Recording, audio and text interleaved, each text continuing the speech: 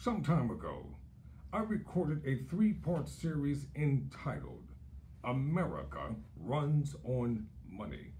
And I know too many people didn't pay it any mind because they thought it was worthless. Well, you better listen to the story on tonight. If you don't think I know what I'm talking about, you better take a look at that three-part teaching, America Runs on Money. I'm Tyrone Bowman. This is Tyrone Bowman Tonight.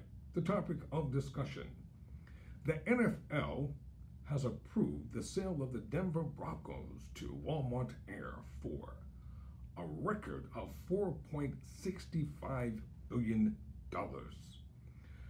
The record $4.65 billion sale of the Denver Broncos to Walmart heir Rob Walton and his daughter and son-in-law was unanimously approved Tuesday by NFL owners, the expected final step in the transfer from the family of the late Pat Bowman. The vote was taken at a league meeting at a hotel in Minnesota, where Walton, his daughter Carrie Walton Penner, and her husband Greg Penner were introduced to the media by NFL Commissioner Roger Goodell, with an estimated worth of $60 billion. Walton, the eldest son of Walmart founder Sam Walton, becomes the wealthiest owner in the league. Walton's group paid the highest price in history for a sports franchise anywhere in the world. His three limited partners are Formula One world champion Lewis Hamilton, Starbucks board chair Melody Hobson, and former U.S. Secretary of State Condoleezza Rice.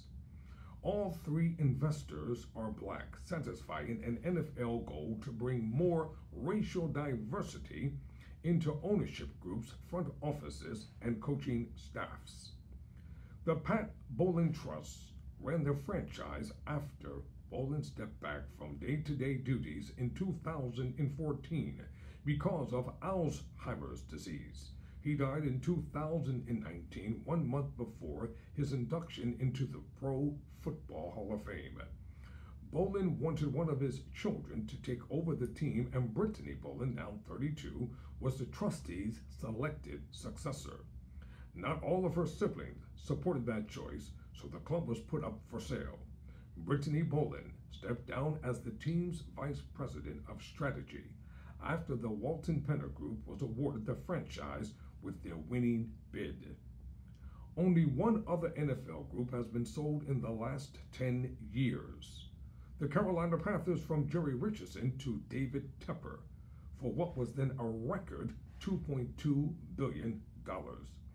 The Broncos are now the first team since the 2008 Miami Dolphins to change primary owners, head coaches, and starting quarterbacks in one off season.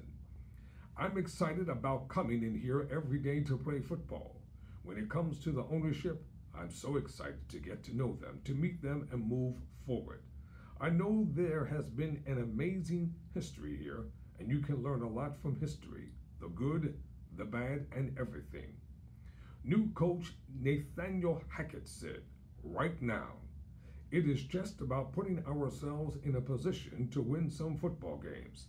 The first major decision under the Walton Group's watch will be a contract extension for new quarterback Russell Wilson, who arrived via trade with the Seattle Seahawks in March. The new deal for the 9-time Pro Bowl pick is expected to be in the range of $260 million and 5 years.